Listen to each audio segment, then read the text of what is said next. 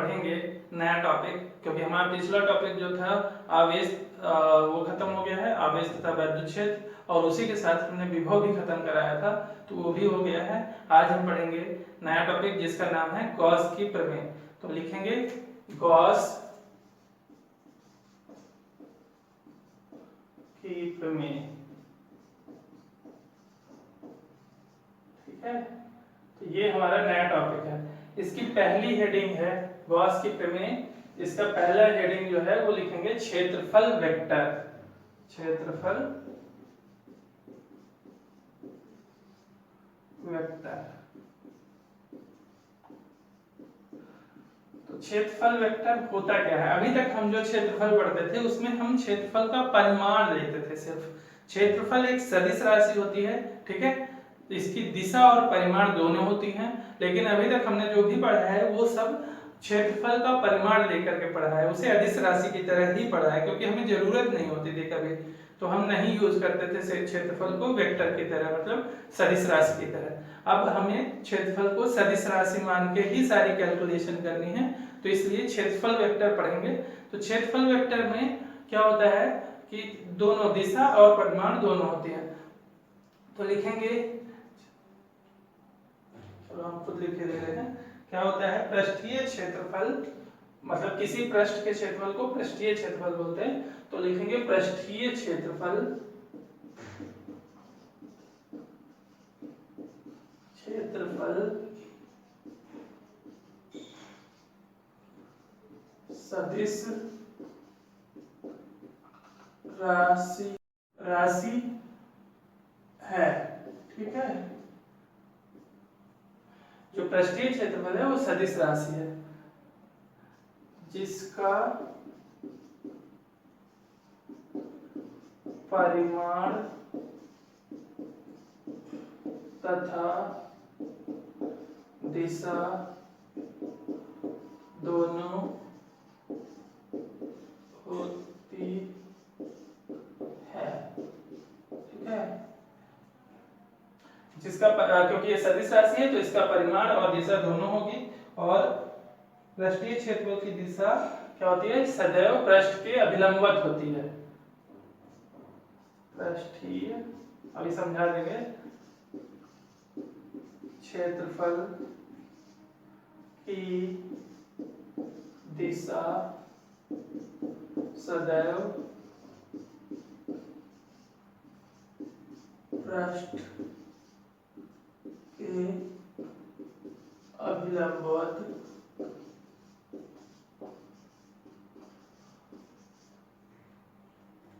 होती है, ठीक है। ये हो गया पृष्ठ। तो पृष्ठीय क्षेत्रफल, क्षेत्रफल वेक्टर या पृष्ठीय क्षेत्रफल, किसी पृष्ठ का क्षेत्रफल, जैसे अगर हम कहें ये एक पृष्ठ है, ऐसा पृष्ठ बना हुआ है, इसका क्षेत्रफल जब अभी तक हम जो लेते थे वो परिमाण लेते थे, मान लेते थे कि इसका क्षेत्रफल a है, ठीक है। लेकिन इसका क्षेत्रफल वेक्टर होता है। ये क्षेत्रफल जो है इसके क्षेत्रफल के लंबवत दिशा में क्षेत्रफल वेक्टर होता है। क्षेत्रफल के लंबवत दिशा में क्षेत्रफल वेक्टर होता है, इसे ए वेक्टर बोलते हैं, वेक्टर ए। ये हमेशा क्षेत्रफल के परिमाण तथा क्षेत्रफल के अभिलंबवत दिशा में इकाई वेक्टर, जिसे n कैप बोलते हैं, के गुणनफल के बराबर होता है, ठीक है। तो यहाँ अगर हम a वेक्टर की बात करें तो a वेक्टर बराबर a का परिमाण तथा n कैप, ये होगा, ये हो गई a या क्षेत्रफल वेक्टर a बराबर क्या होता है। तो इसकी परिभाषा जो है वो क्या होती है? क्षेत्रफल वेक्टर क्षेत्रफल के परिमाण तथा क्षेत्रफल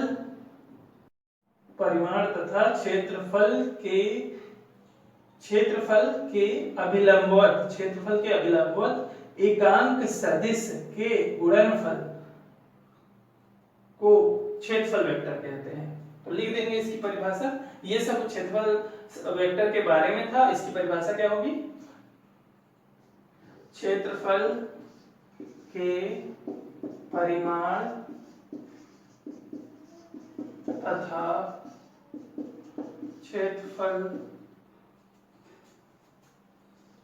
के तल के अभिलंबवत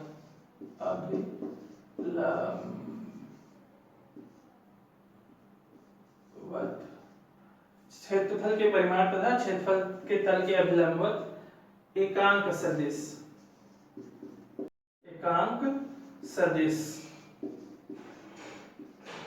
ठीक है, एकांक सदिश के गुणनफल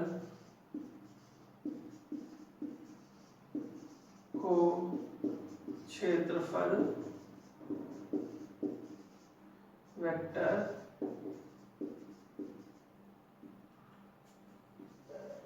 कहते हैं, ठीक है। तो ये क्या हो गया, जो लिखा है ए वेक्टर बराबर ए परिमाण, क्षेत्रफल का परिमाण, और एकांक सदिश n कैप, इन दोनों के बीच का गुणनफल जो होता है वो क्षेत्रफल वेक्टर कहलाता है। अब इसकी दिशा क्या होती है, क्योंकि सदिश राशि है तो दिशा जो होगी, दिशा वो कैसी दिशा में होगा, क्षेत्रफल के तल के अभिलंबवत बाहर की ओर। यहां पे लिखेंगे क्षेत्रफल के तल के अभिलंबवत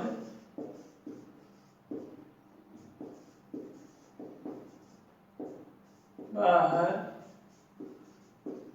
की ओर, ये इसकी दिशा हो गई बाहर की ओर। परिमाण कैसे आएगा, परिमाण जो होता है वो क्षेत्रफल का परिमाण हम निकाल लेते हैं, लंबाई चौड़ाई, क्षेत्रफल जो भी बनेगा उसमें लंबाई चौड़ाई दी होगी, क्षेत्रफल सर्कल, अगर सर्कल है जैसे वृत्त है तो वृत्त का क्षेत्रफल निकालेंगे तो परिमाण तो आ जाएगा, जो हम अभी तक निकालते थे वो परिमाण ही निकालते थे। बस ये इसमें सदिश राशि हो जाएगी जिसमें इसकी दिशा जो है वो जो क्षेत्रफल हम निकालते हैं परिमाण, उसके तल के अभिलंबवत बाहर की ओर हो जाएगी, ठीक है। तो ये हमारा हो गया क्षेत्रफल वेक्टर। अच्छा, इसमें यहाँ पे a जो है लिखना, लिख लो, a जो है वो परिमाण है, क्षेत्रफल का परिमाण, क्षेत्रफल का परिमाण है। तो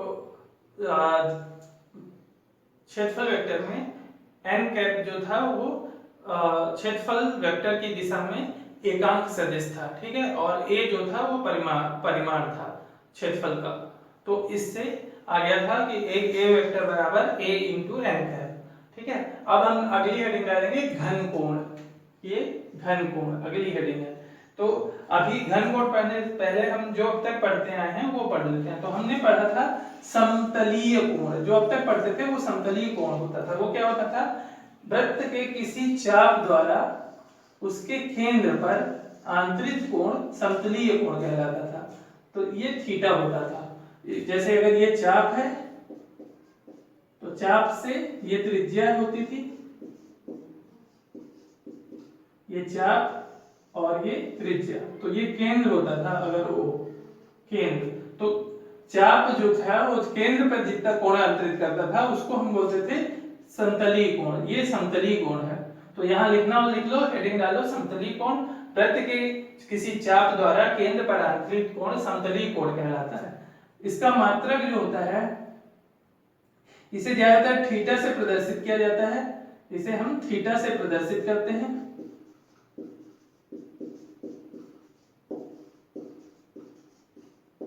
थीटा से प्रदर्शित करते हैं और इसका मात्रक थीटा जो इसका मात्रक है वो रेडियन होता है। रेडियन इसका मात्रक होता है और थीटा की वैल्यू 0 से 2 पाई रेडियन तक होती है, क्योंकि गोला जो बन सकता है वो ये जो चाप होता है वो 0 डिग्री से लेकर के पूरा गोला बनाने तक 2 पाई रेडियन तक जा सकते हैं। तो थीटा का मान 0 से 2 पाई तक जाता है। ये हमने पढ़ रखा है, ये समतलीय कोण होता है। अब जो है वो घन कोण है। घन कोण क्या होता है, तो ये समतलीय कोण वृत्त पे बनता है, घन कोण गोले पे बनता है, ठीक है। वैसा ही कोण है, बस गोले पे बनेगा। तो यहाँ पे एक गोला बनाते हैं, ये गोला है, ठीक है। इसको ये मत समझना कि ये वृत्त है, वृत्त नहीं है, गोला है, गोला है। ये पूरा ऐसा होगा गोलाकार, जैसे हमारा क्या होता है, बॉल होती है, बॉल, उसको तीनों डायरेक्शन में हो सकती है, ठीक है। तो ये लंबाई, ऊंचाई और चौड़ाई तीनों होता है, तो ये गोला है, जैसे बॉल होती है वैसे। तो यहाँ पे क्या होगा, गोले में, पूरे गोले का जो होगा बाह्य पृष्ठ, संपूर्ण पृष्ठ जिसे बोलेंगे, संपूर्ण पृष्ठ में से एक छोटा सा पृष्ठ हम डीए मान लेते हैं, ये छोटा सा पृष्ठ डीए है, डीए। तो इस छोटे पृष्ठ द्वारा गोले का केंद्र यहाँ कहीं बीच में होगा, तो इस केंद्र द्वारा अगर हर एक बिंदु को मिला दें, ठीक है, इधर से भी एक बिंदु ले लेते हैं, इसको भी केंद्र से मिला दें, यहाँ का भी एक बिंदु केंद्र से मिला दें, यहाँ का भी एक बिंदु केंद्र से मिला दें, और इनको भी केंद्र से मिला दें, सबको केंद्र से मिला देते हैं। जितने पृष्ठ पे किनारे हैं सबको अगर केंद्र से मिला देंगे तो यहाँ केंद्र पे एक ऐसा गोलाकार कोण बनेगा जिसे हम घन कोण कहते हैं, ठीक है। ये हमारा यहाँ जो कोण बन रहा है गोलाकार, उसे घन कोण बोलेंगे, घन कोण, घन कोण। तो इसकी परिभाषा लिखेंगे, किसी गोलीय पृष्ठ के क्षेत्रफल द्वारा, किसी गोलीय पृष्ठ के क्षेत्रफल द्वारा, किसी गोलीय पृष्ठ के क्षेत्रफल द्वारा उसके केंद्र पर, गोलीय पृष्ठ का क्षेत्रफल हो गया, क्षेत्रफल द्वारा उसके केंद्र पर आंतरिक कोण, आंतरिक कोण को घन कोण कहते हैं।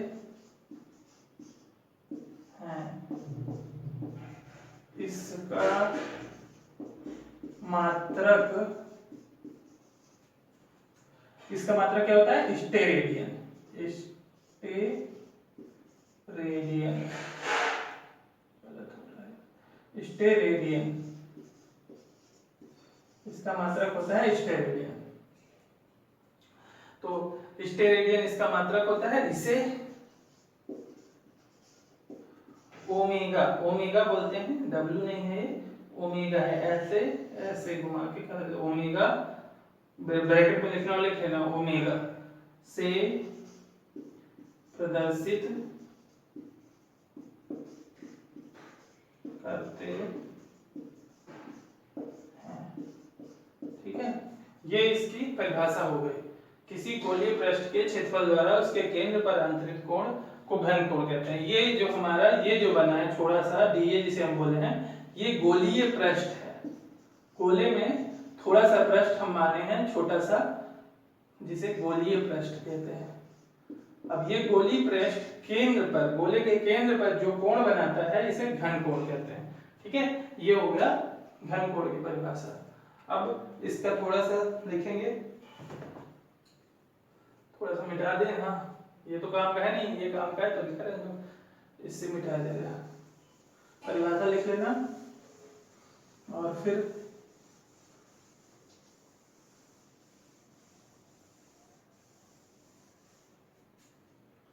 लिखेंगे, माना गोले का क्षेत्रफल a तथा त्रिज्या स्मॉल r, माना गोले का क्षेत्रफल कैपिटल A तथा त्रिज्या स्मॉल r है कि कि ये गोले का क्षेत्रफल, पूरे गोले का क्षेत्रफल a है और त्रिज्या स्मॉल r है। तो यदि हम पूरे क्षेत्रफल में से एक छोटा क्षेत्रफल dA काटे तो क्या होगा, यह dA जो है वो अनुक्रमानुपाती होता है त्रिज्या के वर्ग के। तो यहाँ पे लिखेंगे कि यदि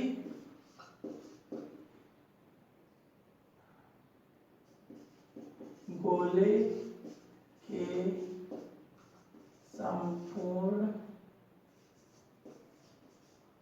संपूर्ण या पूरे, ठीक है, संपूर्ण क्षेत्रफल से dA क्षेत्रफल, तो संपूर्ण क्षेत्रफल से dA क्षेत्रफल काटें तो यह क्षेत्रफल, क्या, यह क्षेत्रफल मतलब dA की बात कर रहे हैं, dA क्षेत्रफल गोले की त्रिज्या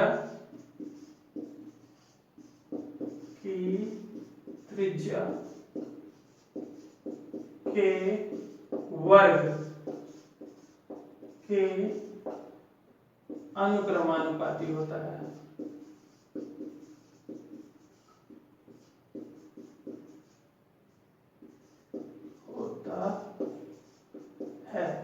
मतलब समझे, मतलब ये है कि dA जो है वो अनुक्रमानुपाती r स्क्वायर, ये है लिखा हुआ है, ये होता है ऐसा, ठीक है।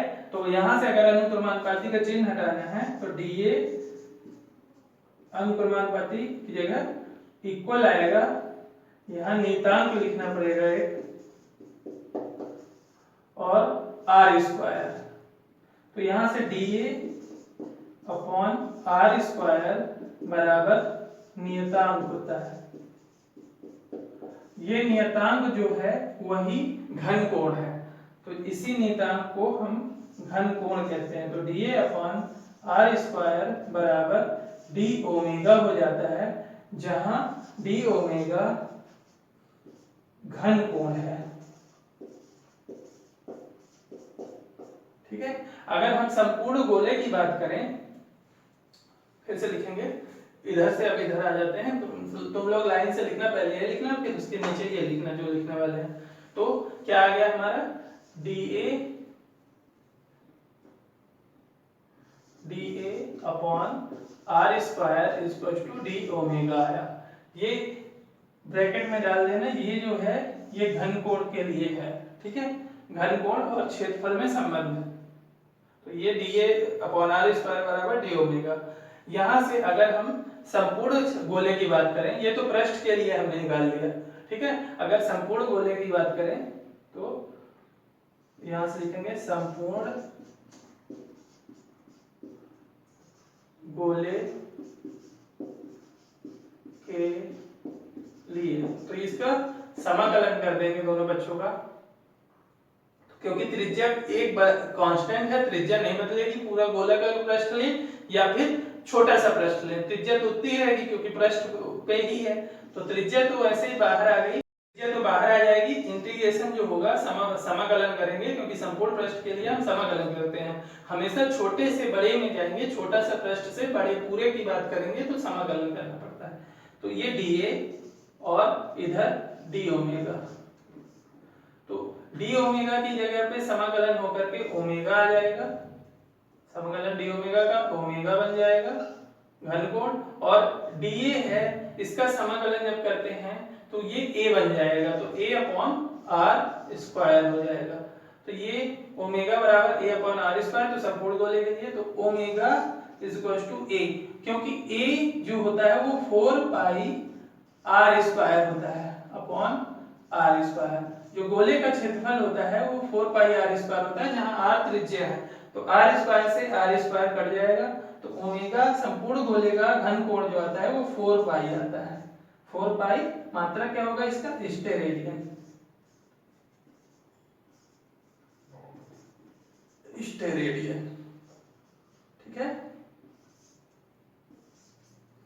तो ये भी एक फॉर्मूला है जो यहाँ पे संपूर्ण गोले के लिए आता है, हम ये वाला याद रखते हैं, बाकी ये वाला फिर निकल आता है, ठीक है। यहाँ पे लिख लेना, लिखना और लिख लेना, गोले का क्षेत्रफल a बराबर होता है 4 पाई r स्क्वायर, ठीक है, ये यहाँ से लिख दिए हैं एक ही जगह पे। तो ये हमारा गोले का, संपूर्ण गोले का घनकोण आ गया। इसके बाद ये तो हो गया सिंपल अवस्था में ये वाला फॉर्मूला। अगर क्या हो कि जो हमारा ये गोलीय पृष्ठ है, ये पृष्ठ केंद्र से मिलाने वाली रेखा से कुछ एंगल थीटा पर है, तब क्या होता है उसका डेरिवेशन करेंगे। तो मिटा दें इसे।